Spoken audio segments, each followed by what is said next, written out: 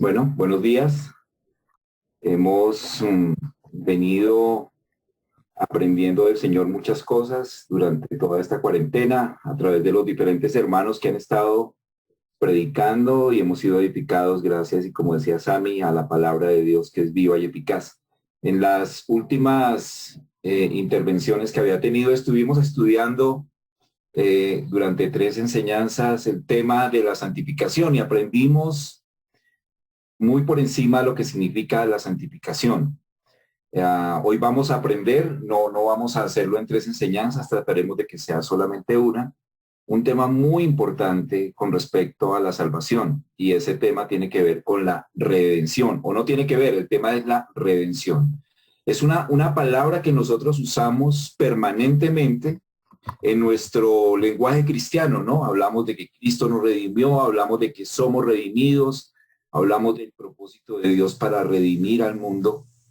Y digamos que en los aspectos básicos conocemos qué significa la redención. Hoy lo que vamos a hacer, al igual que las otras enseñanzas, es recordar qué nos enseña la Biblia sobre un tema tan importante como la redención. Entonces voy a compartir pantalla.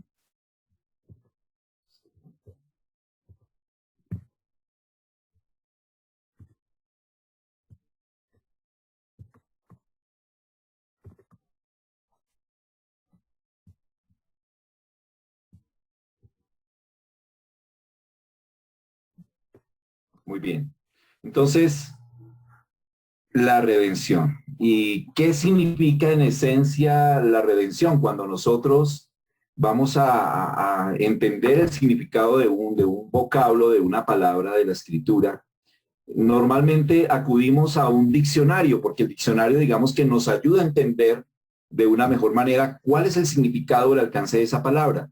Pero nosotros tenemos un problema con los diccionarios, sobre todo los diccionarios de la lengua española, que tenemos en nuestras casas, que hemos tenido siempre para nuestros hijos o para nosotros. Y es que esos diccionarios, cuando se trata de estos temas como justificación, redención, santificación, expiación, pues hacen, digamos que un uso muy superficial y adaptado a lo que significa la palabra en el mundo hoy en día.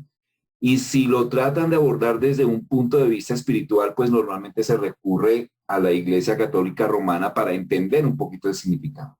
Entonces, digamos que los diccionarios normales no son la mejor fuente para entender el significado de estas palabras que tienen que ver con la doctrina de nuestra salvación.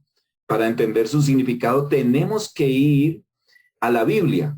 Y cuando vamos a la Biblia entendemos que la redención significa comprados por precio. Ese es un significado supremamente corto en 3 simples palabras: comprados por precio. Entonces, y es importante cuando hablamos de la redención, la importancia de una correcta definición.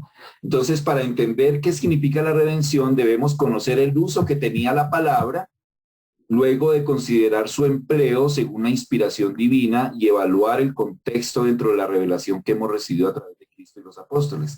¿Qué significa eso? Que para entender qué significa la redención tenemos que ir al Antiguo Testamento y al Nuevo Testamento y encontrar cuál era el uso que se le daba a la palabra redención en aquel contexto, en el contexto de estas 2 épocas, y luego considerar cómo el Espíritu Santo, que usó a los escritores divinos, tanto del Antiguo como del Nuevo Testamento, cómo el Espíritu Santo le dio uso a esa palabra, que era una palabra normal, que no era una palabra teológica, no era una palabra que solamente conocían los eruditos en las escrituras, sino que era una palabra normal. Y al igual que santificación, si ustedes recuerdan, la palabra santificación tenía un uso legal que se usaba en las cortes, sobre todo en las cortes romanas, para establecer dictámenes sobre un reo que era acusado de algo.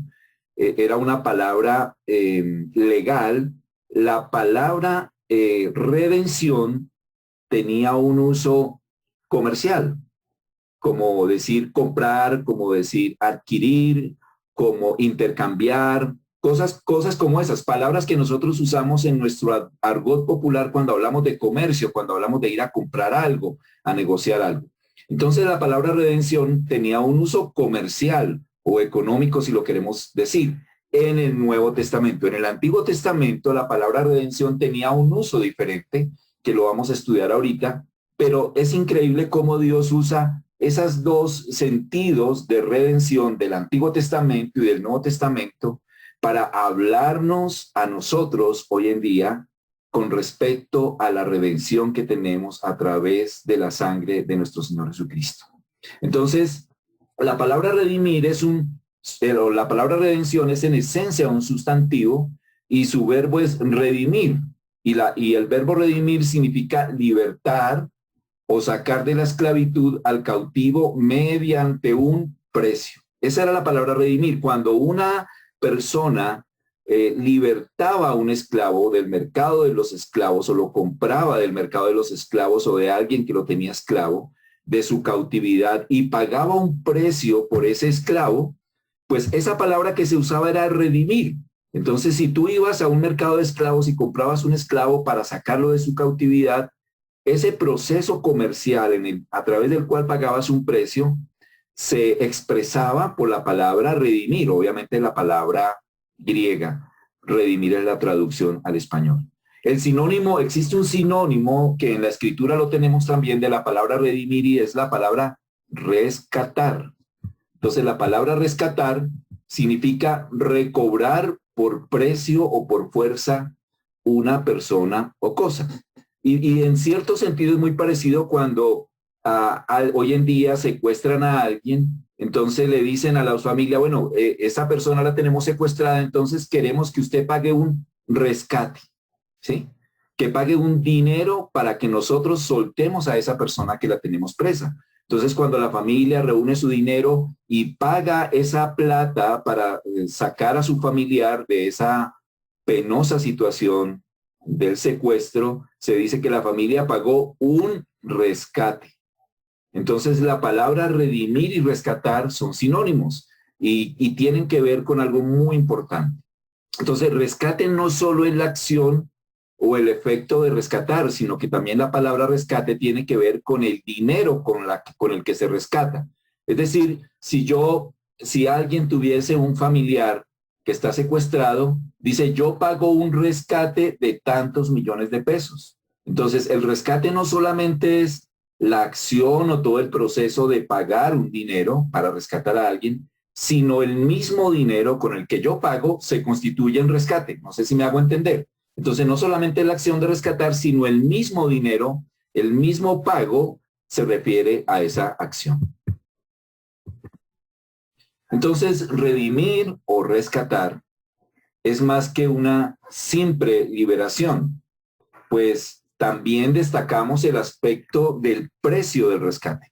En el Nuevo Testamento o en la época del Nuevo Testamento, cuando se efectuaba un pago por un esclavo, la palabra normal que se usaba por ese pago era lutron, o que traducido es precio, pero la palabra lutron solamente se usaba en ese contexto, en el contexto de pagar por la liberación o por la redención o por el rescate de alguien. Entonces, cuando alguien pagaba por un esclavo, pagaba un precio, que en griego es un lutron, que significa el precio. Y es interesante cómo aún desde el Antiguo Testamento, la Biblia nos muestra, nos enseña, yo digo más, nos pinta, nos dibuja, porque en el Antiguo Testamento existen como unos cuadros, ¿cierto? Como unos cuadros de galería dibujados y pintados por el mismo Dios del universo. Y en cada uno de esos cuadros, el Señor se encarga de mostrar, pintar o ilustrar una verdad que en ese momento tenía un significado especial para el pueblo de Israel, pero que después de la venida del Señor Jesucristo adquiría toda la dimensión real. Entonces, nosotros podemos ver el Antiguo Testamento como cuadros, ¿cierto? Como una galería de dibujos, de pinturas que el Señor hace que nos ilustran de todas las verdades que nosotros tenemos hoy en la persona de nuestro Señor Jesucristo. Entonces, uno de esos preciosos cuadros, de esas pinturas que el Señor pintó en el Antiguo Testamento, tiene que ver con la redención de Israel de la esclavitud de Egipto. Todo el mundo conocemos, y aún las personas que no son creyentes, y si hay aquí personas que no conocen al Señor de una manera personal, de una manera íntima, pues han visto en televisión o en películas, o tal vez han leído en sus Biblias, toda la historia de cómo Dios, de una forma poderosa y milagrosa, después de las plagas y después de todo lo que sucedió, rescató a Israel de más de 400 años de esclavitud en Egipto. Y la Biblia dice que todo ese proceso de rescate de Dios a través de la mano de Moisés y de la autoridad de Moisés, guiada por Dios, todo ese proceso se llama la redención de Israel. Porque Israel estaba como esclavo en Egipto. Él no era dueño, no era libre para vivir, ni para adorar a un Dios verdadero, sino que estaban esclavos, vivían para los egipcios. Los egipcios eran dueños de su vida y dueños de su muerte. La esclavitud era una esclavitud agobiante. Entonces la redención de Israel de la esclavitud de Egipto, el cuadro que Dios como Dios presenta este cuadro, este dibujo, es como un rescate de su pueblo escogido bajo el poder de Dios. Él escogió al pueblo de Israel, comenzando desde Abraham y su descendencia, y pasando por todos sus hijos hasta José y toda la preciosa historia que conocemos del Antiguo Testamento, y ese pueblo escogido lo rescata bajo su poder. Pero hay algo interesante que todos recordamos antes del éxodo de Israel de Egipto, antes de que salieran todos y pasaran por el Mar Rojo, una de las noches anteriores tuvo lugar la Pascua. Y la Pascua precedió al éxodo. Y el punto central de la Pascua, que fue un mandato que el Señor envió a su pueblo a través de Moisés, era de que todos tenían que estar reunidos en su casa, deberían como familia matar un cordero, ese cordero debía ser sin mancha y sin defecto, y debían tener un ritual especial de la comida del cordero, con otros tipos de cosas como hierbas amargas, pan sin levadura y vino que deberían consumir. Pero el eje central de la Pascua era que esa sangre que era derramada por ese cordero que era sin mancha y que era inocente, debía ser derramada y aplicada a las puertas en las puertas de las casas de los israelitas. De tal forma que cuando el ángel de Jehová pasaba, matando a todos los primogénitos de animales y seres humanos en Egipto, cuando veía la sangre en la puerta de un israelita, pasaba derecho. Entonces, el sacrificio estaba impregnado en este precioso cuadro de la redención de Egipto. Hubo un pago, ¿cierto? Y ese pago fue ese cordero que murió en la Pascua, que era sacrificado y que le permitía a esa familia no ver la muerte de sus primogénitos y poder salir como familia entera de allí, de la esclavitud.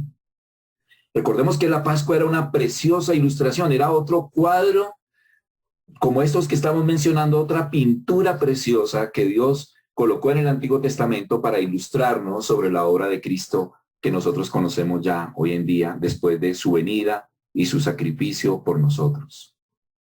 Entonces, el punto central de la redención de la esclavitud de Egipto fue la sangre del cordero que fue derramada y aplicada en las puertas de las casas de los israelitas. Y tal vez esa era la idea que tenía el apóstol Pedro cuando escribió en Primera de Pedro 1, 18 al 20. Entonces, durante toda la enseñanza, Rafael nos va a estar ayudando con la lectura de algunos versículos. Entonces, Rafael, por favor, ayúdanos con Primera de Pedro 1, 18 al 20, por favor. Sí, el versículo 18 dice: sabiendo que fuisteis rescatados de vuestra vana manera de vivir, la cual recibisteis de vuestros padres, no con cosas corruptibles como oro o plata, sino con la sangre preciosa de Cristo, como de un cordero sin mancha y sin contaminación, ya destinado desde antes de la fundación del mundo, pero manifestado en los posteros tiempos por amor de vosotros. Gracias, Rafita. Qué hermoso, ¿cierto?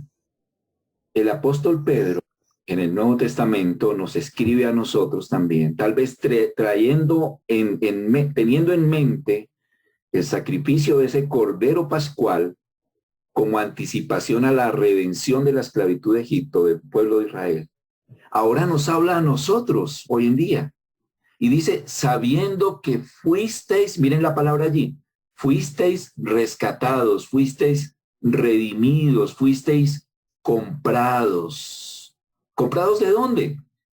De la esclavitud, de una esclavitud que nos tenía subyugados.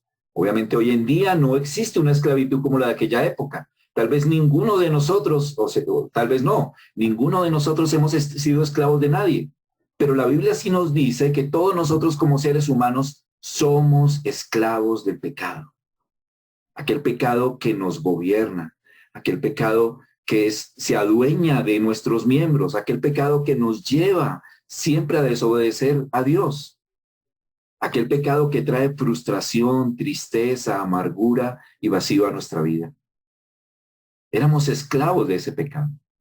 Y dice Pedro, sabiendo que fuisteis rescatados, comprados, redimidos de vuestra vana manera de vivir, la cual recibimos de nuestros padres, no con cosas corruptibles, como oro o plata, sino con un pago, un lutron, con la sangre preciosa de Cristo. Y habla y recuerda el cordero pascual que fue sacrificado, ese cordero que era sin mancha y sin contaminación, que fue sacrificado y su sangre fue colocada en las puertas de los dinteles para que el ángel de la muerte no viniera sobre esta familia. Y dice que aquí Cristo es como un cordero sin mancha y sin contaminación, libre de pecado. Pero miren esta palabra, me encanta esta palabra, dice ya provisto, más que destinado, provisto, desde antes de la fundación del mundo, pero manifestado en estos postreros tiempos por amor de vosotros. Qué precioso, ¿cierto? Como un cuadro de la redención de Israel nos anuncia la preciosa redención que tenemos los seres humanos a través de la sangre preciosa de Cristo. Cuando nosotros pensamos y cuando los escritores del Nuevo Testamento y del Antiguo Testamento nos hablan de redención, nos habla de rescate, es importante que, siendo guiados por el Espíritu Santo, ellos usaron algunas metáforas. ¿Qué es una metáfora? Es expresar una verdad a través de un símbolo, a través de una idea parecida que nos permite ilustrar mejor esa verdad. Entonces, cuando los apóstoles hablaron en el Nuevo Testamento de redención, usaron una metáfora económica. Y cuando los escritores del Antiguo Testamento hablaron de redención o de rescate, usaron una metáfora basándose en una costumbre que ya vamos a ver ahorita que tenía el pueblo de Israel en aquella época. Pero primero vamos a ver las metáforas de redención usando la civilización grecorromana en el Nuevo Testamento. Entonces, para comprender los términos, para dar a conocer la obra de la cruz por medio de metáforas, es necesario entender en el Nuevo Testamento la estructura y las costumbres de la sociedad en la época en que fueron escritos. Entonces, hoy en día la esclavitud es vista como algo terrible, ¿cierto? Ya en la mayoría de países del mundo la esclavitud ha sido abolida. En Colombia tuvimos esclavitud hace varios siglos, en Estados Unidos hasta hace un poco más de un siglo, la esclavitud, o hace 2 siglos, la esclavitud existía todavía. Entonces ya fue abolida. Hoy en día la esclavitud es vista como algo terrible, como algo ofensivo, y todo el mundo está de acuerdo con que no debe existir en medio de los hombres. Pero en el primer siglo, en la época en que fue escrito el Nuevo Testamento, el sistema de esclavitud en el Imperio Greco-Romano, en el Imperio Romano, era el sistema de esclavitud de seres humanos formaba parte de la base de la economía de Roma. Es decir, como en Colombia el petróleo y el café son los ejes centrales de la economía, para el Imperio Romano la esclavitud era uno de los aspectos básicos de la economía. Era algo normal. Se convivía con eso, no era, en cierto sentido, no era mal visto. Era simplemente algo real de cómo funcionaba el imperio. Y era, digamos que el sustento y la base de la economía del Imperio Romano. Durante las guerras de conquista de los romanos, millones de seres humanos eran hechos cautivos y se vendían como esclavos al mejor postor. Entonces aquel que tenía el dinero, pues compraba los mejores esclavos es bueno recordar que entre los esclavos habían personas muy educadas. De hecho, muchos de los esclavos eran más educados, más instruidos y más preparados que sus propios amos, pero servían a su amo precisamente a través de esas habilidades que ellos tenían. Entonces, no todos los esclavos eran simples siervos, sino que tenían posiciones de mayordomos y a veces algunas determinadas posiciones de honor, pero seguían siendo esclavos. Y algo doloroso de estos esclavos era que sus generaciones, sus hijos, sus nietos, bisnietos y tataranietos que nacían que nacían de su familia, seguían siendo esclavos por derecho del amo que había comprado el esclavo original. No era que si un esclavo tenía un hijo, ese hijo era libre. No, su hijo era considerado como propiedad del amo. Y si tenía nietos, esos nietos también eran considerados propiedad del amo. Y si se casaban y tenían más hijos, seguían siendo propiedad del amo. Era impresionante. Entonces, familias que generación tras generación vivían como esclavos. Eran esclavos y obligados a servir por la fuerza a su dueño legal. Era un dueño legal y ese amo tenía derecho sobre su vida y podía disponer de su muerte cuando quisiera. Si un amo simplemente tenía el derecho, el deseo de matar a uno de sus esclavos, lo mataba y la ley no lo podía juzgar por eso, porque él era el dueño legal de ese esclavo. Entonces, los amos eran dueños de la vida y de la muerte de los esclavos. Entonces, ¿cuál era el mayor anhelo de un esclavo? Pues ser redimido, ser rescatado, que algún día fuera libre, que algún día su familia fuera libre. Y existían dos formas de libertad, existían dos formas de redención o dos formas de rescate para los esclavos. La primera es que el mismo esclavo podía acumular suficiente dinero para algún día decirle a su amo, ve, yo tengo el dinero para comprar mi rescate, para pagar mi lutron, mi precio por mi redención. Aunque era muy extraño ese caso, sucedía. Y habían esclavos que se pagaban a sí mismos su libertad después de años de sacrificio y de ahorro. Pero generalmente la forma como los esclavos eran redimidos era porque existía un benefactor, alguien que se compadecía de ese esclavo e intervenía pagando un lutron para liberarlo. ¿Cuánto nos recuerda eso a la persona de nuestro Señor Jesucristo? Nuestro benefactor, nuestro Salvador, que intervino pagando un gran precio por nuestra redención. Y como recordamos ahorita en Primera de Pedro, ese precio fue su propia sangre. Entonces, todo esclavo se convertía en liberto después de su redención. Él ya era libre. Y algunos de los esclavos que eran libres simplemente decidían voluntariamente servir a aquel que los había liberado. Pero su servicio ya no era un servicio de esclavitud, era un servicio voluntario, en agradecimiento por aquel que lo había liberado.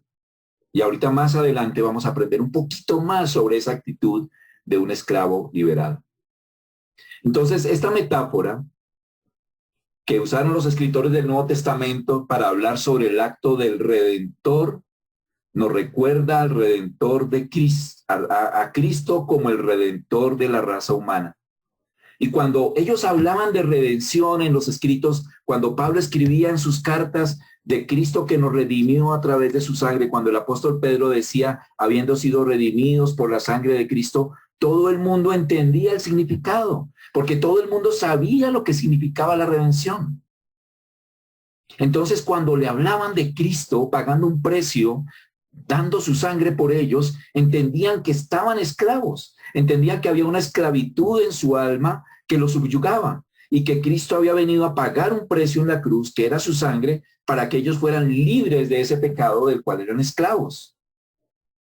Y eso no ha cambiado, es el mismo significado que tenemos. Rafita, por favor, léenos Romanos capítulo 6, versículos 16 al 18 y versículo 22, por favor. Versículo 16.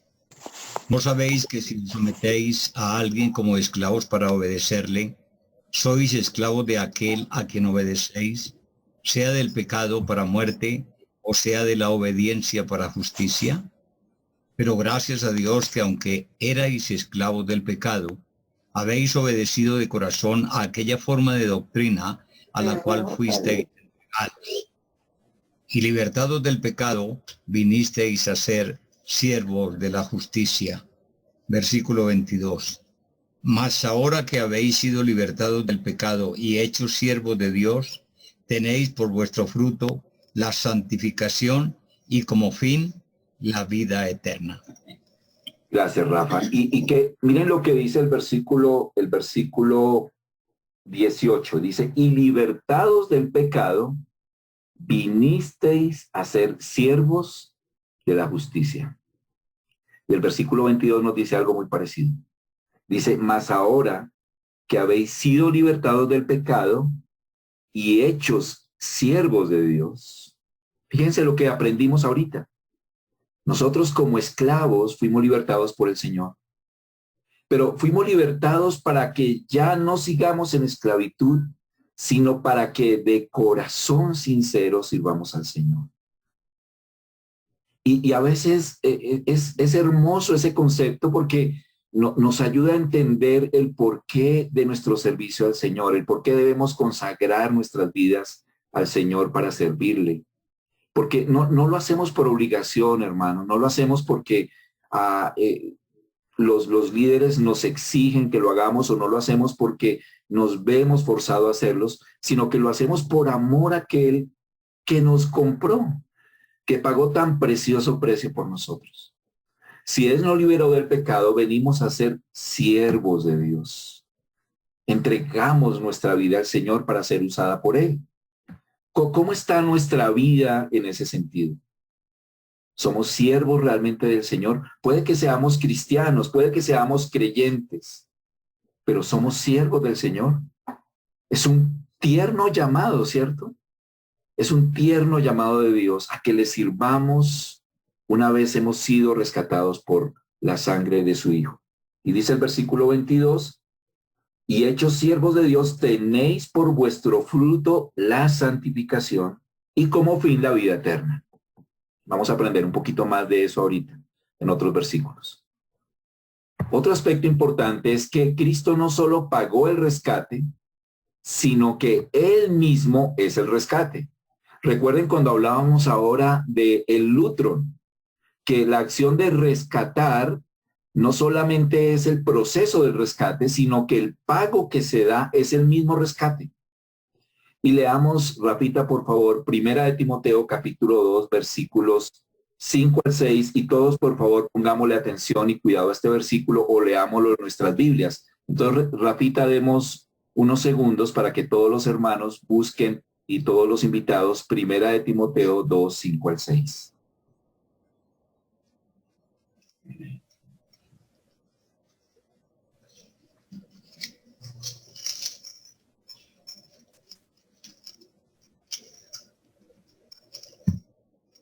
Listo, Rafa. Primera de Timoteo capítulo 2, versículos 5 y 6. Porque hay un solo Dios y un solo mediador entre Dios y los hombres, Jesucristo hombre, el cual se dio a sí mismo en rescate por todos, de lo cual se dio testimonio a su debido tiempo. Gracias, Rafa. Qué precioso versículo. Porque en el versículo 5, el apóstol Pablo, dirigiéndose a Timoteo, nos recuerda que existe solamente un Dios, que existe un solo mediador entre Dios y los hombres, y ese mediador es Jesucristo. Y ahorita cuando miremos, tengamos en mente ese pensamiento, hermanos, guardémoslo allí en nuestra mente. Y cuando vayamos ahorita en la diapositiva siguiente a ver lo que significaba el rescate en el Antiguo Testamento, donde se necesitaba un mediador, donde se necesitaba un pariente cercano que interviniera en el rescate, como también esa idea de mediador nos recuerda la persona de Cristo como nuestro Redentor. Y en el versículo 6 dice, el cual se dio a sí mismo en rescate o como rescate por todos. Entonces no solamente Él nos rescató, no solamente Él nos redimió, sino que Él mismo es nuestro rescate. Él mismo es nuestro lutro a través de su sangre. Qué precioso, hermanos. Tanto es el amor del Señor, y para los invitados que están en esta mañana, este es el verdadero amor de Dios a través de la persona de nuestro Señor Jesucristo. Él se acercó a nosotros. Él es nuestro benefactor, como el benefactor que ve a un esclavo y se compadece de su situación. Y Él está dispuesto a pagar, no solamente a pagar el rescate por nosotros para librarnos del pecado, sino que Él mismo se da como rescate. Ese es el significado verdadero de la muerte de Cristo. ¿Quién es Cristo para tu vida hoy? ¿Es simplemente alguien con el que te identificas, alguien con el que has coqueteado yendo a la iglesia de vez en cuando y te has animado, pero después te has alejado nuevamente? No, el Señor desea que tú recibas la redención y el rescate de la esclavitud del pecado a través del sacrificio de Cristo. Hoy es el día para que le reconozcas. Hoy es el día para que le entregues tu vida a Él. Él se entregó como rescate por ti. Cuando vamos ahora al Antiguo Testamento, en las metáforas del Antiguo Testamento, existe una preciosa metáfora que es la metáfora de el Goel. ¿Qué es el Goel? ¿Qué significa el Goel? Entonces, para entender un poquito lo que significa el Goel, tenemos que entender que el concepto de rescate de una persona o de una propiedad, de un terreno o de un bien, era bien conocido entre los hebreos en el Antiguo Testamento. Y la persona que se encargaba de pagar el rescate, ahorita vamos a entender un poquito más, por una persona o por una propiedad, era el Goel. ¿Y quién era el Goel? Era el pariente más cercano a la persona que estaba siendo afectada. Vamos a entender un poquito más eso. El Goel, el pariente más cercano. Y es que este tema del rescate de la tierra cobraba mucha importancia porque desde Josué, que aparece allí en la diapositiva, desde Josué capítulo 13, versículo 14 al capítulo 21, versículo 45, el escritor antiguo nos narra allí en Josué cómo toda la tierra que había sido conquistada por los israelitas, la tierra prometida, la tierra de Canaán, se dividió entre todas las tribus, bueno, entre algunas tribus, entre la mayoría de las tribus. Solamente los levitas no tuvieron herencia, pero ese no es el tema hoy. Pero se dividió y cada tribu tenía su porción y cada familia tenía su porción. Entonces el concepto de propiedad en el Antiguo Testamento entre los judíos era muy diferente a como lo tenemos o a como lo conocemos hoy en día. Digamos que los israelitas tenían derecho a una propiedad como familia y esa propiedad se iba transmitiendo de generación en generación y era muy importante que esa herencia original de la familia, esos terrenos se conservaran dentro de la familia. Entonces, Dios permitió que a través de la ley existiera un procedimiento para garantizar que la tierra no se concentrara en la propiedad de unos pocos, sino que se conservara en las familias a las que originalmente había sido asignada esa tierra. Entonces, muchas veces sucedían cosas terribles, como que una persona quebraba. Entonces tenía que venderse a sí misma como esclavo para poder pagar la deuda de aquel que le estaba cobrando una deuda. Entonces ellos mismos se entregaban como pago y se vendían como esclavos a causa de su pobreza. O en muchas ocasiones se veía obligado a deshacerse de su herencia, de sus tierras, para pagar esa deuda que él tenía. Entonces digamos que la tierra corría un precio, un riesgo muy alto de perder la pertenencia a la familia y a las generaciones futuras por esa situación tan terrible. Otra situación, como la que sucedió en el libro de Ruth, es que los que podían tomar heredad eran los varones.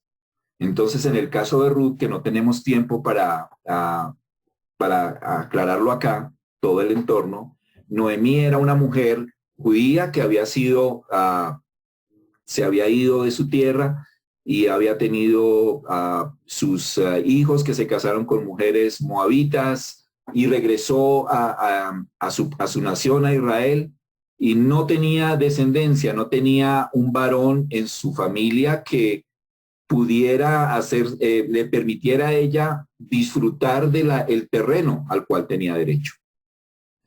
Y la única que estaba con ella era su nuera, Ruth. Entonces, al no tener quien le rescatara, le permitiera tener la propiedad, entonces ese derecho le permitía, se le estaba designado al Goel, es decir, al pariente más cercano. Y hay una historia preciosa que ustedes deben leer el libro de Ruth, porque es un libro hermoso que nos ilustra de una manera preciosa la obra de Cristo como nuestro Goel, como nuestro pariente cercano. Había una pariente que era el más cercano y que por derecho le pertenecía, tenía que ser ese Goel, pero para poder redimir esa propiedad tenía que casarse con Ruth. Pero ante la imposibilidad o él simplemente no quería hacerlo, pues su responsabilidad como Goel la tomó Booz, que era el siguiente pariente más cercano. Y la Biblia nos narra una preciosa historia de amor y de redención en el libro de Ruth. Y cómo Booz se compadece de Ruth y de Noemí. Y se casa con ella, redimiéndolas. Booz, el pariente más cercano. El Goel. Cuando nosotros pensamos en nuestra situación delante de Dios, alejados de Él por nuestro pecado, dice el apóstol Pablo que estábamos sin esperanza y sin Dios en el mundo. La situación de un ser humano sin Dios es terrible. Podemos vivir un mundo de lujos, un mundo de comodidades o un mundo de sufrimientos también. Pero sin Cristo nos espera solamente, después de la muerte, la lejanía total de Dios, sin esperanza y sin Dios. Pero Dios envió un Goel, un pariente cercano.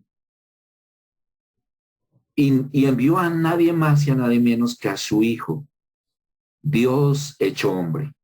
Cercano porque es semejante a nosotros en nuestra humanidad.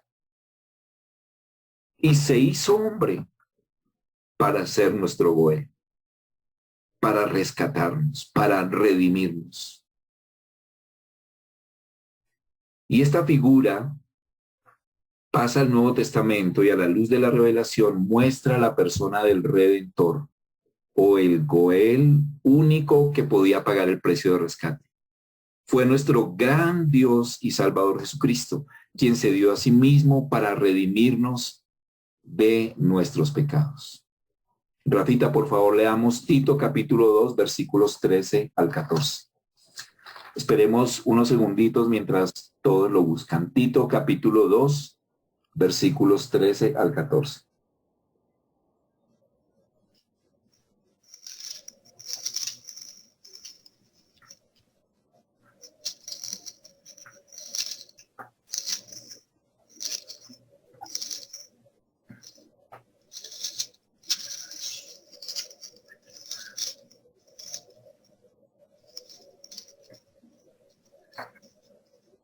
Ya, Rafa, por favor. Capítulo 2 de Tito, versículo 13. Aguardando la esperanza bienaventurada y la manifestación gloriosa de nuestro gran Dios y Salvador Jesucristo, quien se dio a sí mismo por nosotros para redimirnos de toda iniquidad y purificar para sí un pueblo propio, celoso de buenas obras. Otro precioso versículo que nos recuerda este aspecto de la redención. Aguardando la esperanza bienaventurada y la manifestación gloriosa de nuestro gran Dios y Salvador Jesucristo, quien se dio a sí mismo nuevamente ese pensamiento en el apóstol, ¿cierto? Él se dio a sí mismo como el lutro, como el pago. Él se dio a sí mismo como el rescate. Por nosotros para redimirnos de toda iniquidad y purificar para sí, dice en esta traducción, un pueblo de su propiedad. ¿No tiene que ver esto mucho con el Goel? ¿No tiene que ver esto mucho con esa figura del Antiguo Testamento? Este pariente cercano nos redime para formar un pueblo de su propiedad, de él. Y cuán orgullosos, hermanos, nos sentimos de que él sea nuestro dueño. Él es nuestro dueño. Él pagó por nosotros. Nos debemos a él. Pero lo hizo con amor, como un pariente cercano. Y dice que ese pueblo de su propiedad debe ser celoso de buenas obras. Entonces, si seguimos la lógica de las metáforas usadas por los escritores, tanto del Antiguo como del Nuevo Testamento, hoy en día nosotros como creyentes podríamos dar nuestro testimonio de la siguiente manera, casi que como las mismas palabras de un israelita, pero hablando ahora de nuestra esclavitud espiritual. Éramos esclavos del pecado, no teníamos esperanza, recordemos, sin Dios en este mundo. Pero Dios mandó a un mediador, a un pariente cercano, a liberarnos de nuestra esclavitud. Él es nuestro Goel. Confiamos en la muerte del Cordero de Dios, Cristo Jesús, y por el precio de su sangre derramada en la cruz, fuimos nosotros redimidos. Ahora, y ya con esto estamos terminando, la pregunta lógica es ¿qué hacemos ahora que hemos sido redimidos? ¿Cuál es entonces nuestra responsabilidad como alguien que ha sido redimido de la esclavitud del pecado? Y hay tal vez 3 pasajes en el Nuevo Testamento, hay muchos, pero quiero hacer énfasis en estos 3 pasajes que nos ayudan a entender. Primera de Corintios capítulo 6, versículos 18 al 20, que lo vemos allí. Dice el apóstol Pablo en Primera de Corintios 6, 18, dice, huid de la fornicación. Cualquier otro pecado que el hombre cometa está fuera del cuerpo, más el que fornica contra su propio cuerpo peca. ¿O ignoráis que vuestro cuerpo es templo del Espíritu Santo, el cual está en vosotros, el cual tenéis de Dios y que no sois vuestros? Pablo está diciendo en el versículo 19 que nuestro cuerpo es templo del Espíritu Santo, el cual tenemos de Dios y que nosotros ya no nos pertenecemos, ya no somos dueños de nosotros mismos. Dice el versículo 20, porque habéis sido comprados por precio. Y viendo este versículo 20 ya lo entendemos, ¿cierto? Fuimos comprados con un lutro, con la sangre de Cristo. Entonces ya no nos pertenecemos a nosotros mismos. Ya nuestro cuerpo no nos pertenece. Le pertenece a Dios. Le pertenece a Cristo, aquel que Él lo compró. Entonces, ¿cuál es nuestra responsabilidad? Glorificad pues a Dios en vuestro cuerpo y en vuestro espíritu, los cuales son de Dios. Hermanos, y un llamado muy enfático nos hace la Escritura de cuidar nuestro cuerpo, de cuidar nuestra pureza sexual. Por eso comienza el versículo 18 diciendo, huid de la fornicación. Hermanos, huyamos de la fornicación. Cualquier otro pecado que cometemos está fuera del cuerpo, pero cuando fornicamos, cuando adulteramos, pecamos contra nuestro propio cuerpo. Pero también dice que glorifiquemos al Señor no solamente en nuestro cuerpo, sino en nuestro espíritu. ¿Cómo está nuestro espíritu, hermanos? ¿Está creciendo? ¿Está siendo alimentado? ¿Está aprendiendo más de la palabra del Señor? ¿Es un espíritu de oración? ¿Es un espíritu compasivo? ¿Es un espíritu dadivoso? ¿Es un espíritu agradecido? Hermanos, así como cuidamos nuestro cuerpo de no caer en fornicación, debemos cuidar nuestro espíritu. ¿Por qué? Porque son de Dios. Esa es una responsabilidad que tenemos. Y en Tito capítulo 2, versículo 11 al 14, dice el versículo 11, porque la gracia de Dios se ha manifestado para salvación a todos los hombres, enseñándonos que renunciando a la impiedad y a los deseos mundanos, vivamos en este siglo sobria, justa y piadosamente, aguardando la esperanza bienaventurada y la manifestación gloriosa de nuestro gran Dios y Salvador Jesucristo, quien se dio a sí mismo por nosotros para redimirnos de toda iniquidad y purificar para sí un pueblo propio, celoso de buenas obras. Ya habíamos leído parte de este pasaje, pero mire lo que yo resalté en rojo. Renunciando a la impiedad, a los deseos mundanos, ya lo vimos, ¿cierto? En el versículo anterior. Pero mire lo que nos dice con respecto a cómo debemos vivir en este mundo. Dice que vivamos sobria, justa y piadosamente. Nuestro país está pasando por momentos difíciles, la economía, nuestros trabajos, todo lo que vemos cuando prendemos las noticias es terrible. ¿Qué posición debe tomar un cristiano? Bueno, cada uno de nosotros tiene libertad para tener una posición con respecto a eso. Pero el mandato del Señor es que vivamos sobria, justa y piadosamente para el Señor.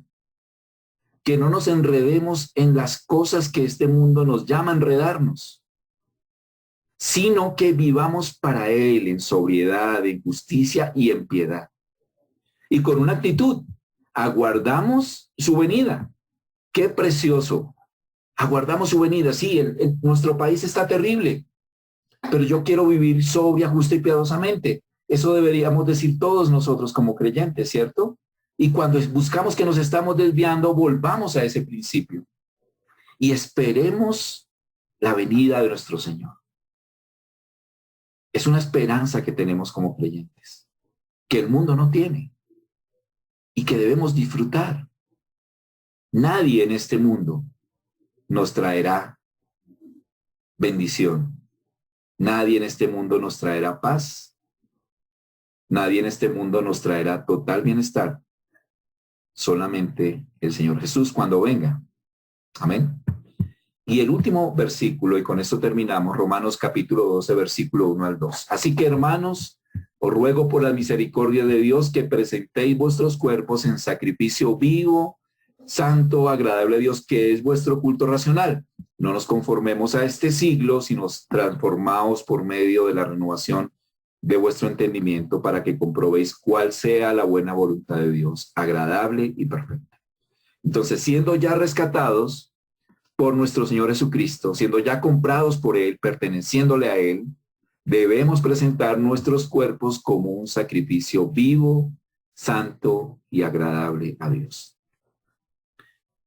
Para ti, amigo o amiga que nos acompañan hoy, que todavía no tienes una relación personal con Cristo, Él desea de ti que entregues tu vida como sacrificio vivo, santo y agradable a Él. Pero lo que más desea es que aceptes la redención que Él hizo por ti en la cruz. El pago que Él pagó por tu vida, por tu salvación, por tu alma, y fue su sangre. Acepta ese pago en tu vida. Reconcíliate con Dios a través del Señor Jesucristo. Y una vez lo hagas, presenta tu cuerpo como sacrificio vivo, santo y agradable a Él. Y también es un llamado para nosotros como creyentes a disfrutar de nuestra redención, que trae también, que implica responsabilidades como las acabamos de ver. Que el Señor nos permita vivir como redimidos. Que el Señor nos permita honrarle, sabiendo lo que Él pagó por nosotros en la cruz. Vamos a orar. Dios del universo, te damos gracias, nuestro Padre Celestial, por este plan tan precioso, tan perfecto. Cuando los escritores del Antiguo Testamento nos hablaban del Goel, cuando Moisés narra toda la redención que tú hiciste de tu pueblo al sacarlo de la esclavitud de Egipto, cuando pintas ese precioso cuadro de la Pascua en el Antiguo Testamento, Cuando en el Nuevo Testamento permites que tu pueblo, tus apóstoles, usaran una figura muy conocida como la de rescatar esclavos del mercado y hablan de redención. Es impresionante cómo todo nos lleva a Cristo. Cómo ese dibujo que tú haces tiene ese propósito final y central en la persona de nuestro gran Dios y Salvador Jesucristo. Gracias, Señor. Gracias porque nos has redimido. Porque como dijo David, ¿quién soy yo y quién mi casa para que tú tengas esto para con nosotros? Gracias, Señor, por tu redención. Ayúdanos, Padre Celestial, a entenderla, a comprenderla y a que nuestra vida viva en torno a eso, sabiendo que fuimos rescatados por Él. Ahora queremos servirte a ti con un corazón sincero. Ayúdanos a guardar nuestro cuerpo, ayúdanos a guardar nuestro espíritu, que han sido redimidos por Cristo. En el nombre de Jesús. Amén. Muchas gracias.